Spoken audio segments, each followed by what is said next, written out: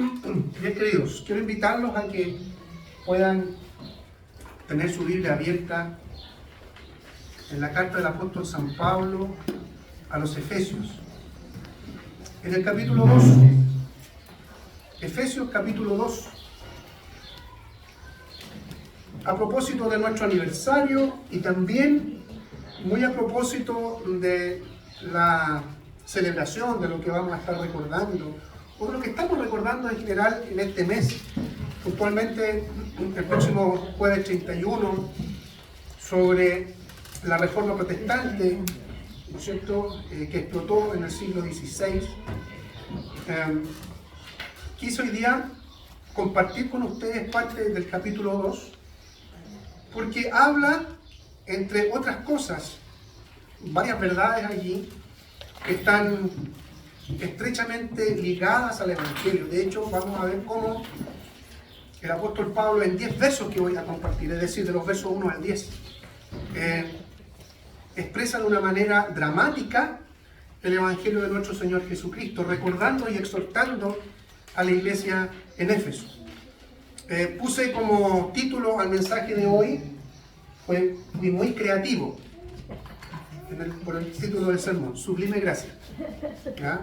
Además que un himno muy conocido por la iglesia cristiana en general. Y quiero invitarlos entonces, voy a hacer una lectura ágil de los 10 versos primeros del capítulo 2 para que después oremos también brevemente al Señor antes de escuchar su exhortación. Dice así el Señor en su palabra: a ustedes, entre paréntesis, por si hay hermanos, ¿no es cierto?, que les va a sonar no textual lo que la Biblia, en la versión que voy a leer, estoy usando y usamos acá generalmente, la Reina Valera contemporánea, ¿ya? A ustedes Él les dio vida cuando aún estaban muertos en sus delitos y pecados, los cuales en otro tiempo practicaron, pues vivían de acuerdo a la corriente de este mundo y en conformidad con el príncipe del poder del aire, que es el espíritu que ahora opera en los hijos de desobediencia. Entre ellos, todos nosotros también vivimos en otro tiempo. Seguíamos los deseos de nuestra naturaleza humana y hacíamos lo que nuestra naturaleza y nuestros pensamientos nos llevaban a hacer. Éramos por naturaleza objetos de ira como los demás. Pero Dios, cuya misericordia es abundante, por el gran amor con que nos amó, nos dio vida junto con Cristo, aun cuando estábamos muertos en nuestros pecados. La gracia de Dios nos ha salvado. Y también junto con Él nos resucitó y asimismo nos sentó al lado de Cristo Jesús en los lugares celestiales, para mostrar en los tiempos venideros las abundantes riquezas de su gracia y su bondad para con nosotros en Cristo Jesús. Ciertamente, la gracia de Dios nos ha salvado por medio de la fe. Esta no nació de ustedes, sino que es un don de Dios. Ni es el resultado de las obras para que nadie se vanaglorie. Nosotros somos hechura suya. Hemos sido creados en Cristo Jesús para realizar buenas obras, las cuales Dios preparó de antemano para que vivamos de acuerdo con ellas. Tengamos una palabra de oración. Señor y Dios, bendita es tu palabra. Bendito eres tú, Señor. Y ahora que nos aprestamos a escuchar cómo tú vas a estar hablando a nosotros, hablando a nuestro corazón, queremos pedirte la luz, la dirección, la preparación de tu Santo Espíritu.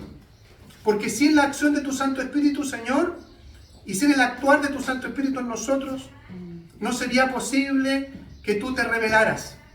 Y queremos eso, Padre, que tú hables a nosotros, que tú hables a nuestro corazón. Y yo te pido, Señor, que tenga misericordia de mí también, porque soy responsable de exhortar tu palabra. Y el anhelo, no solamente de mis hermanos, sino que mío también, es que tú puedas hablar y que yo pueda expresar, Señor, no palabras humanas, no palabras, Señor, de sabiduría humana, sino que seas tú usándome para que tú, una vez más, nos entregues el sustento que tanto necesitamos por medio de tu palabra. En Cristo Jesús oramos. Amén. Amén. Bien, hermanos, a modo de introducción, lo que el Señor nos mostrará hoy, de manera general, por medio de este texto, y como orábamos por la acción del Espíritu Santo, es un marcado contraste que existe entre la naturaleza caída, nos vamos a referir a eso, y qué significa eso, entre la naturaleza caída de la criatura, de nosotros, y del Creador. Se hace cargo el texto de este contraste, o sea, de mostrar una cosa versus otra, ¿ya? Y hay un contraste también, por tanto, entre el pesimismo y, por otro lado, el optimismo ante la ruina que ha provocado el pecado, no solamente en el hombre, sino que en la creación completa. Vamos a poder ver y experimentar en el texto, el Señor hablando allí, en un contraste entre la desesperación versus la fe. Todos estos ingredientes, desesperación, fe, criaturas caídas, un creador santo, pesimismo, optimismo, la ruina del pecado, todos estos ingredientes nos llevarán a presenciar y aceptar también la realidad de lo que el hombre es por naturaleza y lo que puede llegar a ser por gracia, a propósito del título Sublime Gracia, ¿ya? Y vamos a definir también, no se asusten si hay palabras que de pronto no se pueden entender bien, lo vamos a tratar eso, ¿ya?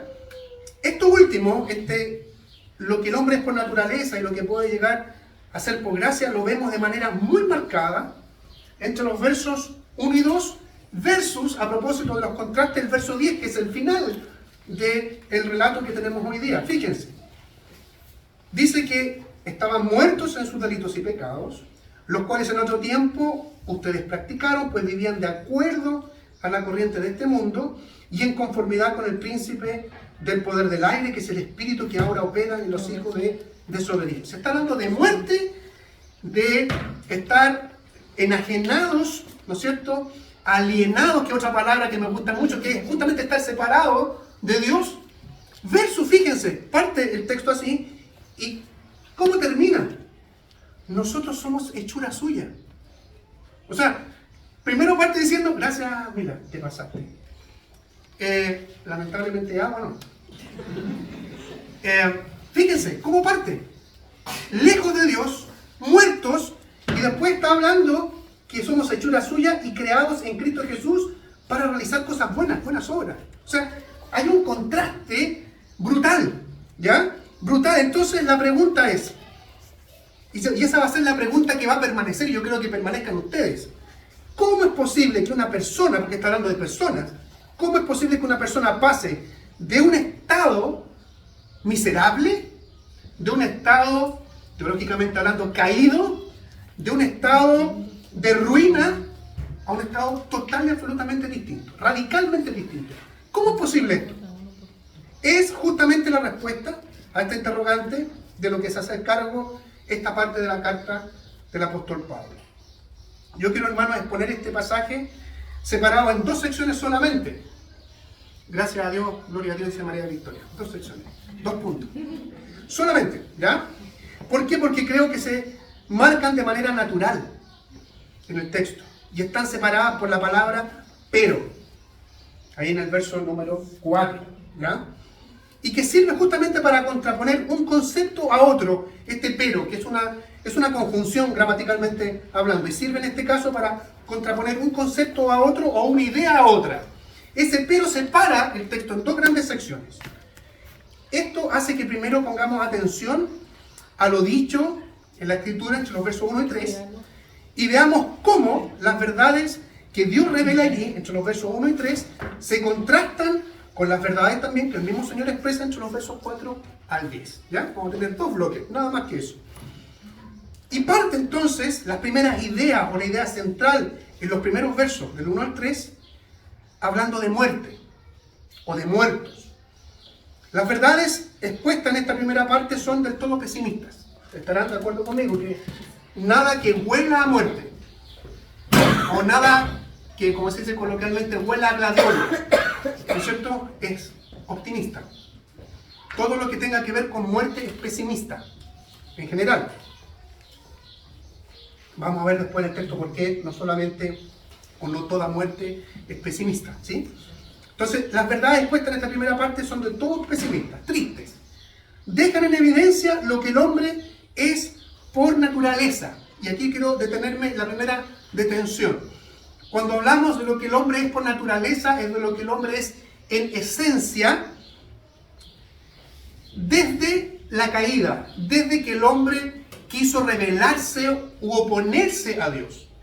Porque convengamos que la Escritura parte en el Génesis hablando que todo lo que creó Dios incluyendo al hombre, al género humano, era bueno en gran manera. O sea, era buenísimo. Usando palabras de la juventud que a lo mejor ya no se usan todavía, no sé, bacanísimo, no sé, era todo excelso, grandioso. Entre ellos el hombre, la creación del hombre.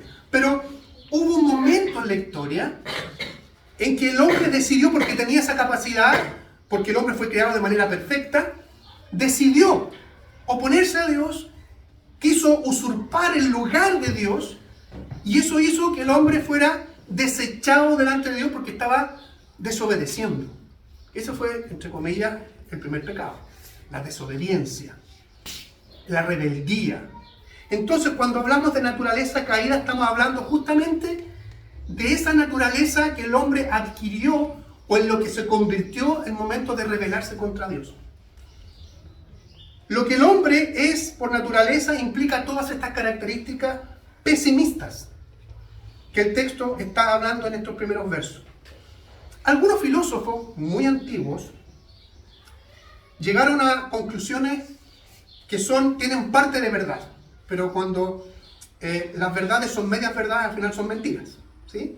Probablemente muchos de los que están aquí escucharon hablar en el colegio, en el liceo, los que tuvimos la oportunidad de estar en la universidad, quizás también allí aparecieron un famoso tocayo mío de apellido Rousseau, ¿ya? Se llamaba igual que yo, pero con un apellido distinto, el mío más bacán. Rousseau. ¿Y Rousseau qué es lo que decía entre otras cosas? ¿Qué es lo que pensaba? ¿Cómo reflexionaba él? ¿Saben qué? El hombre es bueno por esencia. Contrario a la escritura, porque la escritura nos está diciendo que desde el momento... Sí, Rousseau tenía razón, es que en la creación, cuando Dios creó al hombre, sí, era bueno, porque todo era bueno en gran manera. Pero Rousseau se olvidó, porque no tenía la escritura allí en su mente, en su corazón, que después de que el hombre pecó, esa bondad se desvirtuó, esa santidad quedó de lado y el hombre se transformó en un ser pecaminoso. Y que, como vamos a ver más adelante, el género humano buscaba constantemente lo malo. Y Rousseau decía en general, como el hombre es bueno en esencia, equivocándose en ese sentido, y es lo que en realidad estamos en una sociedad pervertida, la sociedad pervierte al hombre. Entonces está totalmente desajustado en ese sentido. Claro, tenía verdad si estamos pensando solamente, tenía razón si estaba pensando solamente en la creación al inicio, pero se equivoca en todo lo demás. Entonces, que el hombre por naturaleza esté inclinado a lo malo, esto hace que se le califique como muerto, según el texto. Muerto, porque no solamente estamos hablando aquí de muerte física, el texto está aquí hablando de una muerte espiritual, de eso que se quebró en la relación entre Dios y la criatura, entre Dios y el hombre. Es la razón, entre otras cosas, de por qué el Señor expulsó del Edén a Adán y Eva. Y no quedaron ahí. Lo echó. No podían estar delante de Dios. ¿Por qué? Porque eran pecadores. Y Dios es santo. Es imposible que Dios comulgue o quiera tener relación con algo que está manchado por el pecado. ¿Sí? Entonces, esta es una muerte de tipo espiritual, ¿no es cierto? Pero es una muerte que espiritualmente puede hacer cosas, pero no cosas buenas. Y por eso que dice aquí el verso 2, que se practicaban cosas, muertos espirituales, pero que practicaban o vivían un tipo de vida que estaba reñido con las verdades espirituales y con la pureza o la santidad de la cual Dios reclamaba. Dice el verso 2, los cuales en otro tiempo practicaron, ¿ya? Muertos en delitos y pecados, pero que practicaron delitos, practicaron pecados, nos vamos a referir a eso enseguida. Practicaron, los cuales en otro tiempo practicaron, pues vivían de acuerdo a quién? De acuerdo a Dios, ¿no? Dice, de acuerdo a la corriente de este mundo. Y en conformidad con el príncipe del poder del aire, que claramente se está refiriendo al enemigo, a Satanás, al enemigo del Señor y al enemigo de la iglesia. Que es el espíritu, dice, que ahora opera en los hijos de desobediencia. Por lo tanto, esto de la muerte espiritual no implica inacción, sino que implica acciones, hacer cosas, vivir un estilo de vida que está absolutamente reñido con las directrices, con el estándar que Dios demandó y demanda siempre de su creación, especialmente del hombre. ¿Ya? Ahora, este tipo de vida pecaminoso este estilo de vida pecaminoso, el apóstol lo expresa en dos términos, que son delitos y pecados. ¿Ya? Y yo quiero detenerme aquí para explicar esto porque es importante para poder entender lo que el Señor está hablando. ¿Qué significa que el hombre, la mujer, esté muerto en delito? Entendiendo que esto es una muerte espiritual, digamos, tenemos que partir de eso, no es una muerte física. ¿Qué significa una persona muerta en delito? Esto implica desviarse de la senda o del camino recto. Probablemente esto ya le está haciendo sentido a usted, ¿no es cierto? Delito es no estar en el camino o en el sendero recto, en el sendero correcto. De hecho, y aquí vamos a entender mejor, la palabra delito deriva del idioma latín, en nuestra traducción también, ¿verdad? Que viene de la traducción al castellano, que toma del griego, pero muchas de estas palabras están unidas con el latín. La palabra delito, insisto, viene del latín, que significa delinquere.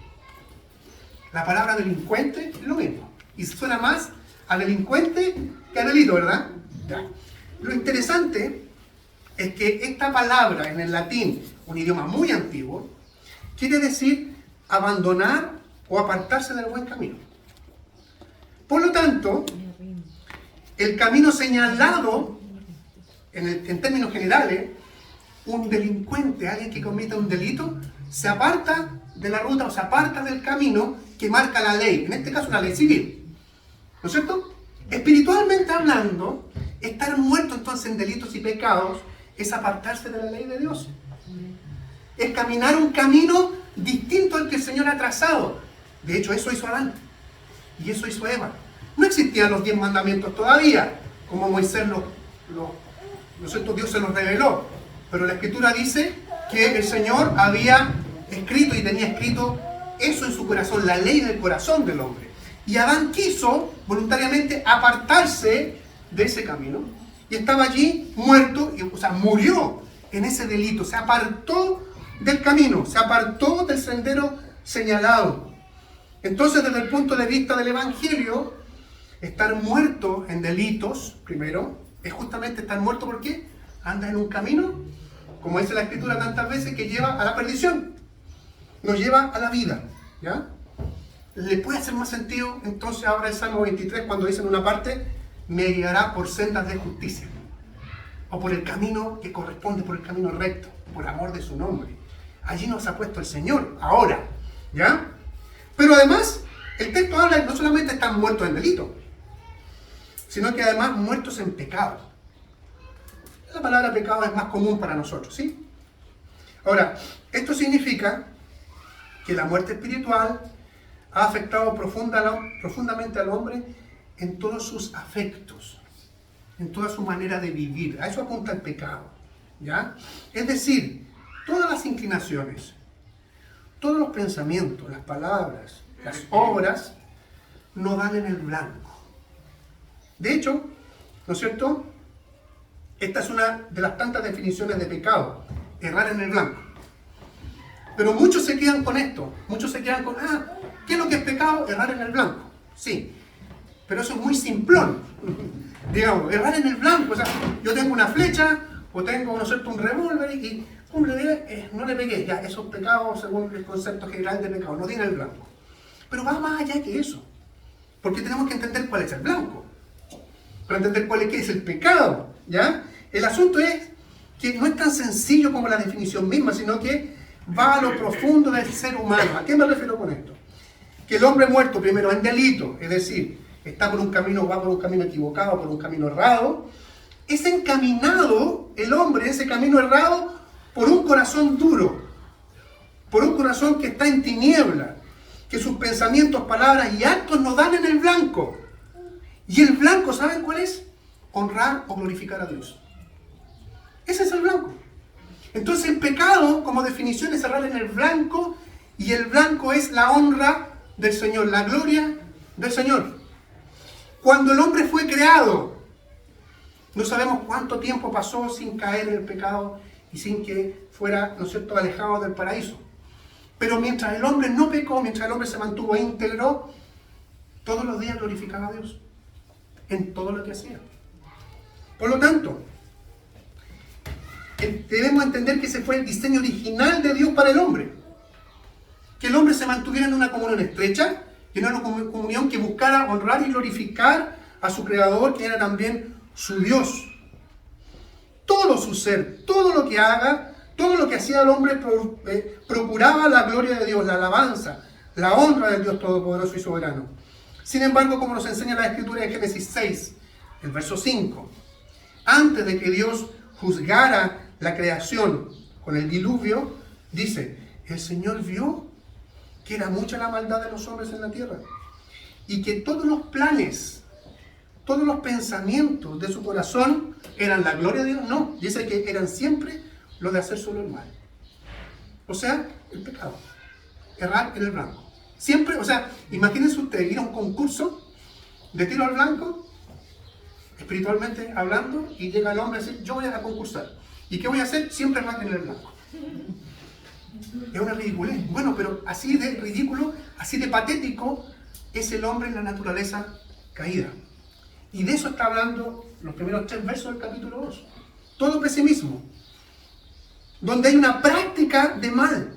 La Escritura sigue ahondando en el tema diciendo que esas prácticas fuera del camino, ¿no es cierto? O muertos en delito, que no glorifican al Señor, o pecaminosas, eran las comunes y corrientes, las cuales en otro tiempo practicaron, pues vivían de acuerdo a la corriente de este mundo y en conformidad con el príncipe del poder del aire, que es el espíritu que ahora opera en los hijos de desobediencia. O sea, lo común y corriente era errar en el blanco. Se dedicaban a eso, ¿ya? Estaban de acuerdo no con la voluntad de Dios, el Rey soberano, sino que todos esos actos, el tipo de vida, ¿no es cierto?, estaba siempre buscando honrar a quien era el enemigo de Dios, a quien siempre ha buscado usurpar, ocupar de una manera mentirosa el lugar de Dios, es decir, Satanás, a quien el texto describe como el príncipe del poder del aire, ¿ya? Pero lo más triste o lo más profundamente delicado es que el apóstol, incluyendo, dice, nosotros éramos esos. Porque alguien podría decir, ¿quiénes serán estos bárbaros? ¿Quiénes serán estos pecadores? ¿Quiénes serán estos tipos que lo único que quieren es errar en el blanco? Son tontos. ¿Quiénes? Bueno, el apóstol dice, nosotros. Y eso es interesante. El verso 3 dice, entre ellos, todos nosotros también vivimos en otro tiempo. O sea, el apóstol no se excluye. El apóstol sabe que fue parte en algún momento de ese grupo de personas. Hace poco terminamos una serie, acuérdense del libro de los Hechos. Desde marzo hasta la semana pasada estuvimos predicando una serie sobre el libro de los Hechos. Y el apóstol se hacía cargo de eso. En varias oportunidades, tú decís, yo era así. Yo fui ese que persiguió a la iglesia. Yo fui ese que se opuso a Cristo. Por eso que el apóstol dice, entre esos estábamos nosotros, incluyéndome, dice el apóstol.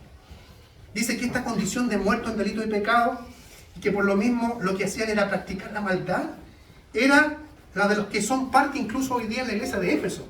A los oyentes originales le está diciendo, ustedes también eran de los mismos. O sea, no podemos aquí vernos la suerte entre gitanos. Esta es la realidad, fue la realidad. Pero están comenzando hoy día a despertar una nueva realidad. En otro tiempo, dice, ustedes fueron así. En otro tiempo, seguían los deseos de la naturaleza humana caída. Ya lo hemos dicho qué significa eso, ¿ya? Esto les posicionaba entonces en el lugar de ser, como termina parte del relato aquí del texto, el ser así, el haber vivido en ese momento así, los posicionaba en ser lugar de la justa ira, o de recibir objeto de la justa ira de Dios. Eso es lo que dice el verso 3. Al final dice, éramos por naturaleza, incluyendo el apóstol otra vez, objetos de ira como los demás. Le está diciendo a la iglesia esto. Ustedes y yo éramos así. Un lugar de tormento, un lugar de decir, Dios, aquí están los que yo debo destruir. Eso significa que eran objeto de la ira de Dios igual que los demás. Fíjense al respecto lo que nos dice Juan en su evangelio. En el capítulo 3, no en el verso 16, en el capítulo 3, verso 36. Hay una sentencia muy tajante.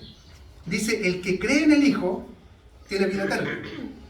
Pero el que se niega a creer en el Hijo no verá la vida, sino que la ira de Dios está o recae sobre él. Aquí está resumido el Evangelio en el ABC. Fíjense, el que cree al Hijo, el que cree en el Hijo tiene vida eterna. Y aquí alguien puede decir, estoy salvado. ¿Por qué? Porque yo creo en Dios, yo creo en Cristo. Y los catecumenos se acordarán, de los que están presentes hoy día, que yo he sido majadero y le he machacado lo que significa creer en Dios o creer en Cristo. No es creer que existe. Claro, eso es lo básico. Parte por ahí. La Escritura dice que hasta los demonios creen. O sea, si tú dices, yo creo en Dios, estoy salvado, yo creo en Dios, bien. No.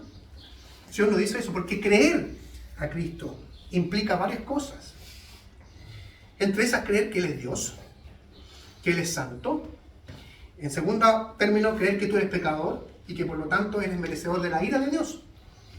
Y si eres merecedor de la ira de Dios, eso implica necesariamente una palabrita que muy pocas personas están dispuestas a pronunciar y a enseñar, que es el infierno, con todo lo que eso implica. Pero ¿cómo voy a creer en el infierno? Bueno, si quieres creer en el Hijo, si quieres creer en Dios, si quieres creer en Jesucristo, necesariamente tienes que creer en el infierno. De hecho, Jesucristo habló de eso multiplicidad de veces, y la Escritura se hace cargo de eso en muchas partes.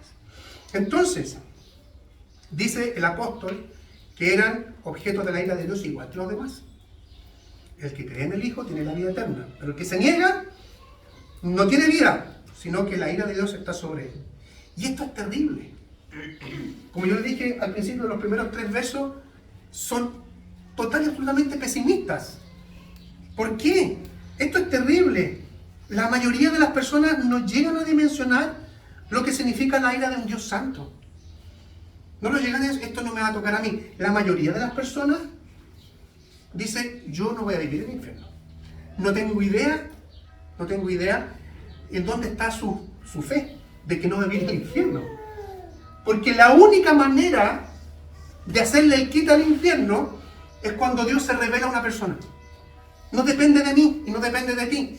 Lo vamos a ver enseguida. Depende de Dios. Y es solamente, exclusivamente de Dios.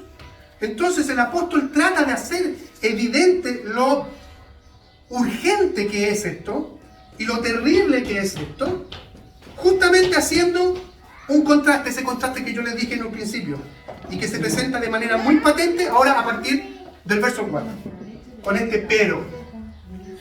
Hasta aquí pesimismo, hasta aquí muerte, hasta aquí no dar en el blanco, hasta aquí estar en el camino equivocado, etc. Pero, dice el verso 4, y aquí este pero implica algo totalmente distinto. Este pero, está diciendo el apóstol, significa vida. Venimos hablando de muerte, venimos hablando de juicio, venimos hablando de la ira de Dios. Todo pésimo, todo mal. Pero ahora comienza a hablar de vida, de vivos espiritualmente. Y este es el contraste del Evangelio, queridos. El Evangelio, los gringos, mi hija me va a retar porque pronuncio mal el inglés. Los gringos tienen un dicho popular dentro de los evangélicos. Bad news, está bien dicho mi hijo, ¿no? And good news. ¿Sí? Mala noticia y buena noticia, dicho en chileno. ¿Ya? Y el Evangelio es eso.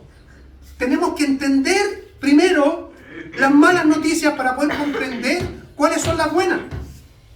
De hecho, cuando usted le dice a alguien, te tengo una buena noticia, se subentiende que hay algo malo, ¿no es cierto?, que está allí y que se va a contraponer con la buena noticia. El Evangelio es lo mismo. Y ahora el apóstol viene a decir, ¿saben qué?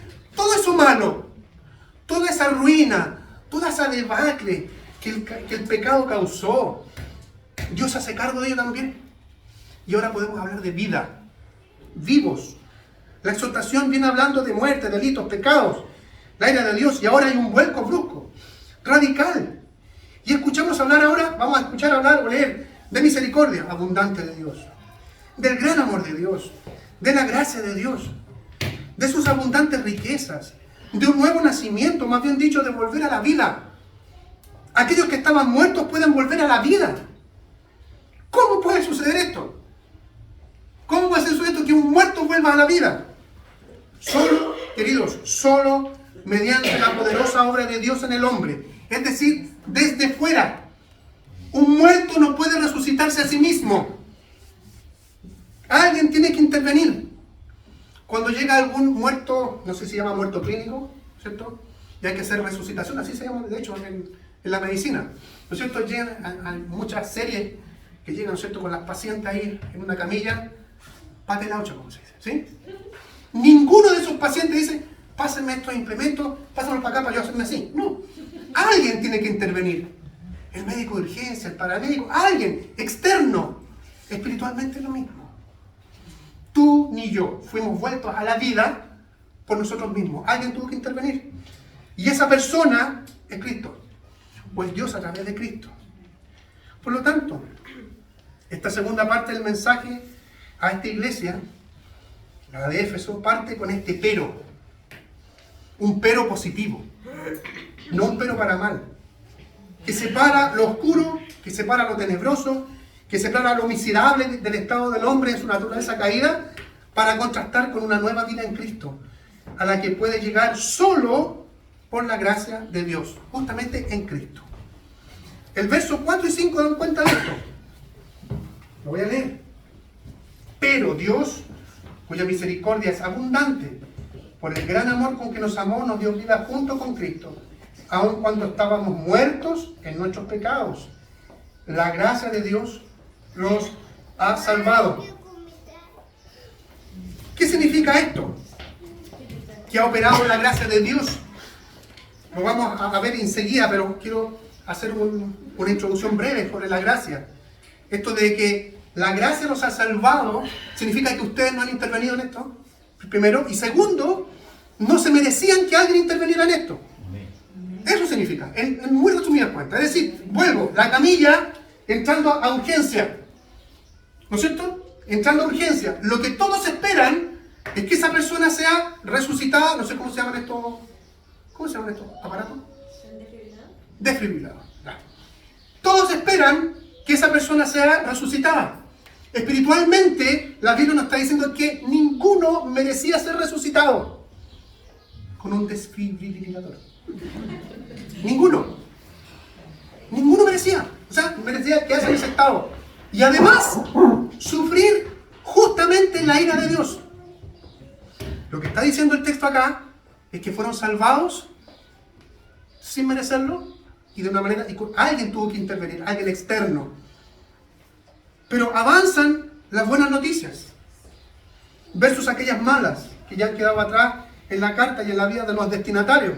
Y aquí vuelve a hablar en esta nueva vida, que no es otra cosa que un renacer, un volver a la vida junto con Cristo, y dice, junto con Él nos resucitó.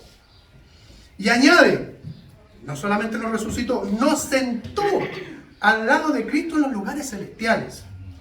Queridos, es cierto, ustedes van a convenir conmigo, es cierto que podemos llegar a comprender que es a través de la obra de Cristo, que fue levantado de los muertos, como evidencia de la victoria sobre la muerte del pecado, que esa victoria que tuvo Cristo, o en Cristo, es también de aquellos que Él ha llamado a la vida espiritual, a la nueva vida. ¿No es cierto? Cristo resucitó, Cristo venció la muerte, Cristo pagó en mi lugar, qué sé yo, todo eso. Eso es relativamente sencillo, podríamos decir, comparado a esto que nos sentó al lado de Cristo resucitado, ¿no es cierto?, en los lugares celestiales. El credo apostólico dice, y lo vamos a recordar antes de la Santa Cena, subió al cielo y está sentado a la diestra de Dios Padre. ¿Qué está diciendo aquí el apóstol? Lo está recordando del credo apostólico que hasta aquí no existía todavía. ¿Qué está diciendo? Así como Cristo está sentado, ustedes están sentados junto con Él. Chuta, ¿qué? ¿Será así? Alguien podrá preguntar. Lo otro es entendible. De hecho, hermanos, el gran teólogo Juan Calvino concede de la siguiente manera esto, que no es visible esto aún para nuestros ojos. No lo podemos palpar.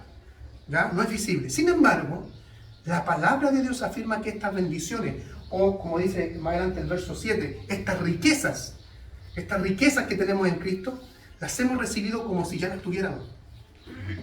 Pero también es más entendible de otra manera, porque podemos entender mejor esto afirmando que lo que le sucede a Cristo, que es nuestra cabeza, o la cabeza del cuerpo, al que estamos unidos, necesariamente le debe ocurrir al resto del cuerpo. ¿Sí?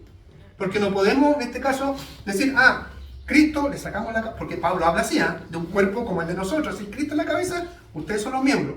No podemos decir, ¿sabe qué? Vamos a sacar, arrancar la cabeza de un cuerpo y la vamos a poner acá, para que sea loado, ¿no es cierto? Que sea alabado, y ustedes se van a quedar acá. No.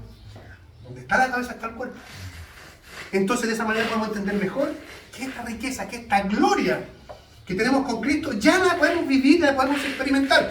Va a llegar el día en que vamos a estar con cuerpo y alma junto a Cristo. Pero hoy día ya podemos experimentar esto. Díganme si eso no es glorioso. La palabra del Señor también lo dice así. Aquí es aplicable entonces la exhortación que el mismo apóstol hace a la iglesia de Corinto. 1 Corintios capítulo 15. Porque así como la muerte vino por medio de un solo hombre, está hablando aquí de Adán, la muerte, porque yo siempre hablo en estas palabras coloquiales para que puedan entender mejor. El primer Adán guayó, no dio el ancho, ¿ya? Porque así como la muerte vino por medio de un solo hombre, toda esta miseria, todas estas tinieblas tienen que ver con que con que Adán se rebeló, este primer hombre. También, por medio de un solo hombre, vino la resurrección de los muertos. ¿Quién? Cristo. Cristo. Entonces, fíjense, representados primero en Adán. Y en Adán todos nosotros estábamos fritos delante de Dios. Pero después, lo vamos a ver enseguida, a través de la fe, podemos estar representados a través de Cristo, el segundo Adán.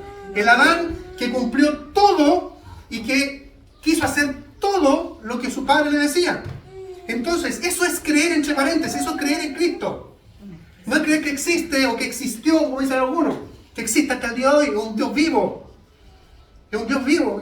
Recuerdo las palabras de nuestro amado pastor Manuel Covarrubias, que muchas veces lo repetía así. La gran diferencia entre el cristianismo y otras religiones es que nosotros servimos a un Dios vivo. Entonces Cristo, dice aquí, fue ese segundo Adán. Por eso es que repite el apóstol Pablo allá, pues así como en Adán todos mueren, también en Cristo todos serán vivificados. El Evangelio. El Evangelio. Además, el mensaje sigue avanzando diciendo que de esta manera gloriosa, llena de gracia, llena de misericordia y de abundante amor de Dios, lo hizo así para mostrar a las generaciones, todas las que vengan. Nosotros, por ejemplo, la gracia y las riquezas espirituales junto a la bondad de Dios, que son parte para quienes forman parte de su cuerpo. Cristo, la iglesia. Por eso que dice el verso 7, todo esto grandioso, toda esta maravilla del Evangelio, dice, para mostrar en los tiempos venideros, hoy día, 2024, siglo XXI, para mostrar las abundantes riquezas de su gracia y su bondad para con nosotros en Cristo Jesús. Usted, a propósito de esa famosa parábola del tesoro escondido o de la perla preciosa, cuando usted encuentra algo así, ¿no es cierto? Quiere quedarse con eso, ¿sí? Quedarse con eso y disfrutarlo. Pero es tan grande, es tan glorioso eso que alcanza para muchos. Y usted quiere invitar, y ahí viene otra parábola de la gran boda, vengan a participar. De hecho, eso es lo que el Señor quiere y está haciendo a través de la iglesia hasta el día de hoy. Vengan, yo quiero adoradores, eso es lo que yo quiero. A propósito de errar en el blanco, lo que el Señor hizo, creó al hombre para que el hombre glorificara a Dios. El pecado hizo que el hombre se glorificara a sí mismo. Nosotros tenemos que llamar nuevos adoradores. Eso es hacer discípulos también. Entonces, comenzando a cerrar el mensaje, el apóstol, y aquí también estoy de alguna manera influyendo yo, ¿no es cierto? Deja muy claro el apóstol allí, que no hay en el hombre nada que provoque a Dios a tener compasión o misericordia de alguien. Nada. No hay nada en el ser humano que Dios diga, ¿sabes qué? Pobrecito, te voy a salvar. Nada. Lo único que motiva a Dios a ser compasivo, a ser lleno de amor, es su propia decisión de amar sacrificialmente. De hecho, lo demostró entregando a su propio Hijo Jesús. Fue la decisión de Dios. Si había algo que motivara a Dios mirando al hombre, era juicio, nada más. Una justa ira de Dios. Por eso es que el apóstol dice, y éramos por naturaleza hijos de ira, igual que los demás. Entonces, está cerrando este mensaje con esta potente parte o potente verdad del Evangelio. Y si había algo que merecían, como lo vimos en el verso 3, era la ira, ¿ya? Era experimentar la justa ira de Dios. Y esto es lo que a mí me motivó, entre paréntesis, a ponerle al sermón sublime gracia, una gracia extraordinaria, ¿ya? Entonces, el verso 8 sentencia, a propósito de que no había nada en el hombre que motivara a Dios, sentencia así: ciertamente, o sea, esto seguro, la gracia de Dios los ha salvado por medio de la fe. Esta no nació de ustedes, sino que es un don de Dios. Es decir, no has sido salvado sino por la gracia de Dios. No merecías ser salvado, pero Dios decidió salvarte. Y no lo merecías. Llegaste a comprender la gracia incluso y ser salvado por medio de la fe, dice la Escritura, por medio de la fe. Es decir, esa gracia, ese amor excelso, esa misericordia excelsa de Dios, tú no la comprendes y no llega a ser algo que abrigues en tu corazón porque tú eres súper inteligente. No fue por eso, dice que fue por medio de la fe. ¿Y esa fe de dónde vino? ¿Te la provocaste a ti mismo? No, dice, esa fe incluso es un don o es un regalo de Dios. La fe que tú tienes, sea pequeñita, sea con la cual estás luchando, pero te mantiene a los pies de Cristo, es porque Dios te la entregó. Es cierto, la fe puede ser acrecentada. De hecho, los discípulos en algún momento dijeron al Señor, aumentanos la fe. Debe ser algo que nosotros debemos estar pidiendo constantemente. Señor, auméntame la fe. Llegaste a comprender entonces la gracia incluso a través de la fe. Ni siquiera la fe te pertenece. En ese sentido no es mi fe, es la fe que Dios implantó en mi vida y yo debo, sí, ahora cuidarla. ¿Cómo la cuido? Paréntesis aquí. ¿Cómo cuido mi fe? A través de los medios de gracia. ¿Cuáles son los medios de gracia? La palabra del Señor leída y predicada. ¿Cuáles otros medios de gracia? La oración. ¿Cuáles otros medios de gracia? El participar en los sacramentos.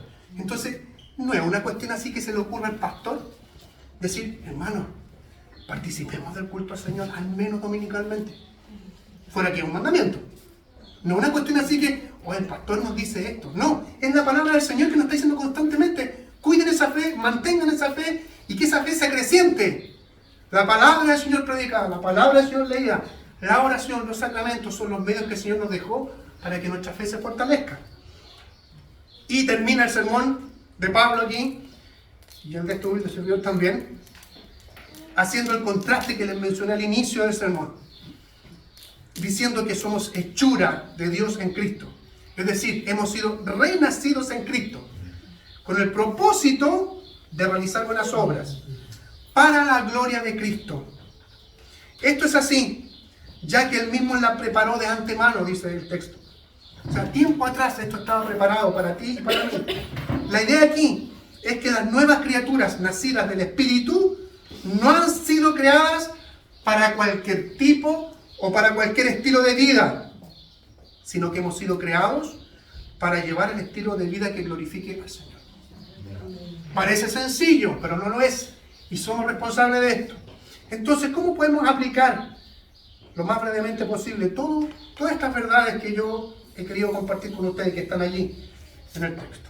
Este mensaje, queridos, nos debe llevar a probarnos para ver dónde estamos.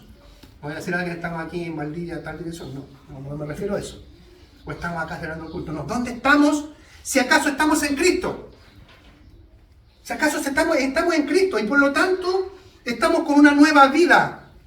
O estamos aún muertos en delitos y pecados. Son las dos alternativas. No hay más. Y es posible cualquiera de las dos. Si es la segunda, si alguien está muerto en delito y pecado hasta el día de hoy, es muy posible que hoy día el Señor te esté llamando. Y quiero añadir aquí la exhortación del mismo apóstol a la iglesia de Corinto recordando las palabras del profeta Isaías. Porque él dice, en el momento oportuno te escuché, en el día de salvación te ayudé, y este es el momento oportuno, hoy, para alguien que probablemente aún está muerto en delito y pecado. Este es el momento oportuno, este es el día de salvación. O el Salmo 95, que dice, si hoy escuchan mi voz, no endurezcan su corazón, no lo hagan. Y si fuera la primera, es decir, si estamos en Cristo, alguien dice, estoy en Cristo, estoy por sobre los demás tienen que arrepentirse. No, Señor, no es así. Si fuera que estás en la primera, decir que estás en Cristo, tienes nueva vida en Cristo, eres una nueva criatura. Si estamos gozando de una nueva vida y de una nueva y correcta relación con nuestro Señor y Salvador, la pregunta que tenemos que hacernos es, se hacen evidentes para nosotros mismos, pero fundamentalmente para Él, para Dios, las buenas obras que dice aquí, en las cuales debemos andar. Nuestra manera de vivir es aquella que glorifica y honra a Dios. Es decir, nuestros afectos, nuestras palabras, nuestros pensamientos, nuestros actos diarios buscan de manera intencional la gloria de Cristo. Es muy posible, queridos, que debamos ir a Cristo en arrepentimiento y fe. No porque seamos rechazados por Dios, porque si somos sus hijos, lo somos. Nadie nos va a arrebatar de allí, dice la Escritura. Nadie. Nada más que podemos estar viviendo en rebeldía. Y eso ofende la santidad de nuestro Señor. Que Dios nos ayude, que el Señor nos bendiga, tengamos una palabra de oración.